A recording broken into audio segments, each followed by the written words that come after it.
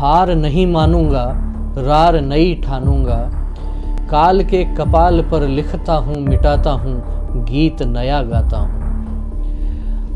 अटल बिहारी वाजपेयी को आप याद कर सकते हैं देश के पूर्व प्रधानमंत्री के रूप में, लेकिन एक कवि के रूप में भी अटल जी बहुत सी बातें सहजता में कह जाते थे।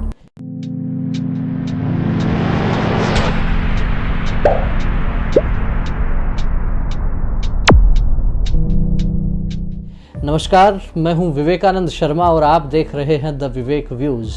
द विवेक व्यूज के इस एपिसोड में हम चर्चा करेंगे भारत रत्न देश के पूर्व प्रधानमंत्री पंडित अटल बिहारी वाजपेयी जी के जीवन के संदर्भ में। जी हाँ, अटल जी के जीवन की बात करें तो ध्यान में आता है कि एक शिक्षक के घर में पैदा हुए, युवा अवस्था में या कहिए किशोर अवस्था में ही राष्ट्रीय स्वयंसेवक संघ के साथ जुड़े, संघ के प्रचारक बने और फिर राजनीतिक क्षेत्र में जिस प्रकार से श्यामा प्रसाद मुखर्जी और दीनदयाल उपाध्याय के साथ में मिलकर जनसंघ के रूप में एक नया बीजारोपण करके और काम प्रारंभ किया। जनसंघ से अपनी राजनीतिक यात्रा प्रारंभ करते करते अटल बिहारी वाजपेयी भारतीय जनता पार्टी के लिए काम करते हुए जिस प्रकार से देश के सर्वोच्च राजनीतिक पद प्रधानमंत्री की कुर्सी तक पहुंचे, यह यात्रा अनेक संघर्षों वाली यात्रा रही। अटल जी ने ऐसा नहीं है कि लगातार चुनाव जीते ही हों, चुनाव में हार का भी स्वाद उन्हें देखने को मिला, हार का भी स्वाद उन्हें चखने को मिला।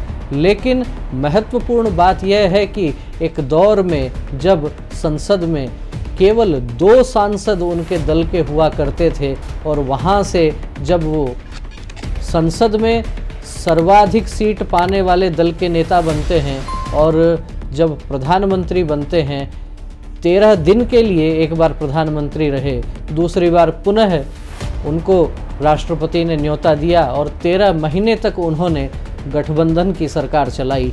तीसरी बार में फिर से वो प्रधानमंत्री बनते हैं और अपना कार्यकाल पूरा करते हैं। तो हम कह सकते हैं कि 3 बार देश के प्रधानमंत्री बने, 13 दिन 13 महीने और फिर 5 वर्ष का कार्यकाल उन्होंने पूरा किया। जिस तरीके से उनकी सरकार चली, एक बात कहा जाता है कि लगभग 20 से अधिक सहयोगी दलों के साथ में यदि कोई सरकार चला सकता था तो उस व्यक्तित्व का नाम अटल बिहारी वाजपेयी होता है। उस दौर के में जिस प्रकार से राजनीतिक उठापटक चल रही थी, आप में से अधिकांश लोगों को ध्यान होगा, ममता बनर्जी, जयललिता और मायावती, इनको किस प्रकार से साधकर अटल जी ने अपनी सरकार चलाई। वास्तव में ये बहुत बड़ी बात थी उस दौर में। और मुझे याद आती हैं वो बातें जब वेंकैया नायडू उस समय भारतीय जनता पार्टी के राष्ट्रीय अध्यक्ष हुआ करते थे। वेंकैया नायडू कहते थे कि हम एक हाथ में एनडीए का झंडा, एनडीए का एजेंडा लेकर चलेंगे और भाजपा का झंडा लेकर हम काम करेंगे। तो निश्चित रूप से ये कहा जा सकता है कि अटल जी में वह काबिलियत थी कि अनेक सहयोगी दलों को साथ में लेकर वो काम करते रहे। अटल जी के संघर्ष का यह दौर बहुत आसान नहीं था। भले ही वे संघ की पाठशाला से निकले हों, लेकिन पत्रकारिता के क्षेत्र में भी उन्होंने काम किया। पांचजन्य, राष्ट्रधर्म, वीर अर्जुन, इनमें संपादक के रूप में उन्होंने काम किया। और जिस प्रकार से कविताएं लिखते थे, कवि सम्मेलनों में या अन्य सार्वजनिक कार्यक्रमों में जब अटल जी अपनी कविताएं सुनाया करते थे तो लोग मंत्रमुग्ध हो जाते थे।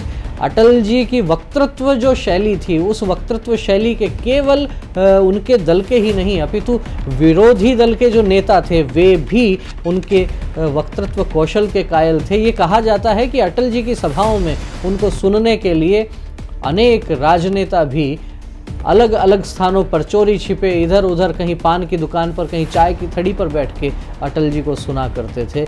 अटल बिहारी वाजपेयी की जब हम बात करते हैं तो बात होती है संयुक्त राष्ट्र संघ में, जिस प्रकार से उन्होंने हिंदी भाषा को वहां पहुंचाया, हिंदी में उन्होंने भाषण किया, वह भी याद रखा जाता है। अटल बिहारी वाजपेयी के प्रधानमंत्रित्व काल को यदि हम देखते हैं तो वास्तव में हम कह सकते हैं कि कुछ ऐसी नई नई योजनाएं, नए काम अटल जी ने किए, निश्चित रूप से कहा जा सकता है कि भारत को विकास के पथ पर अग्रसर करने में अटल जी का बहुत बड़ा योगदान रहा।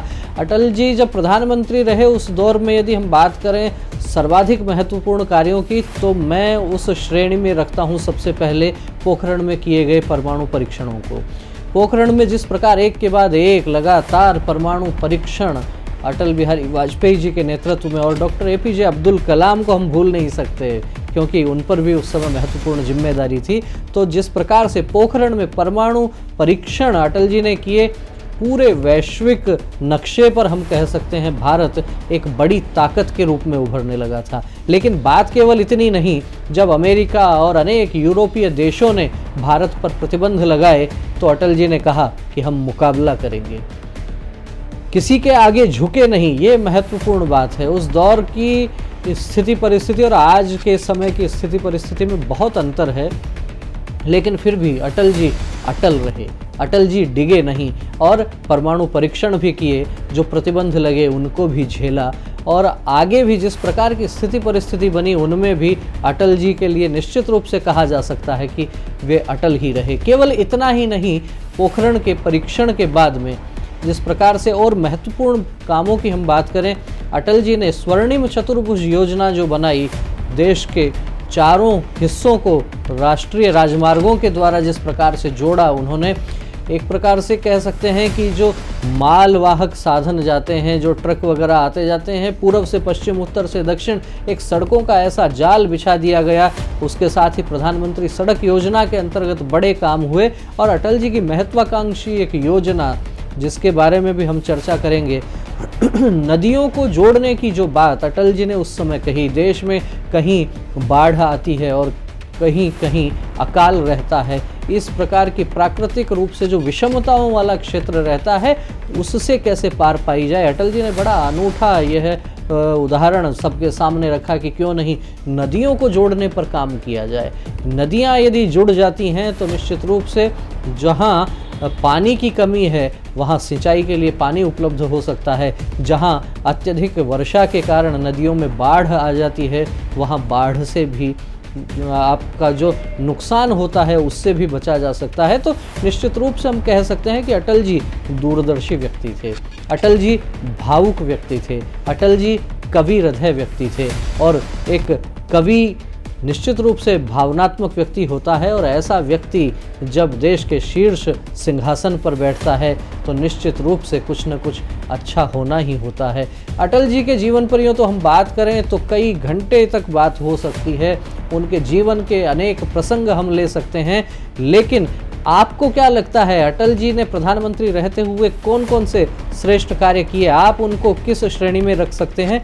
आप कमेंट करके हमें बता सकते हैं कि अटल जी के द्वारा किया गया कौन सा कार्य आपको सर्वाधिक पसंद है। उस दौर में विचारधारा से जुड़े हुए लोगों का यह भी कहना था कि वैचारिक रूप से अटल जी जो मुख्य रूप से ये कहते थे कि भाजपा के 3 जो कोर इश्यूज हुआ करते थे, राम मंदिर, धारा 370 और समान नागरिक संहिता, उन पर कुछ काम नहीं कर पाए, ठीक बात है, लेकिन उनके पास में वैसा बहुमत भी नहीं था। किस प्रकार से सहयोगी दलों की सरकार वो चला रहे थे, यह भी अपने आप में किसी आश्चर्य से कम नहीं था।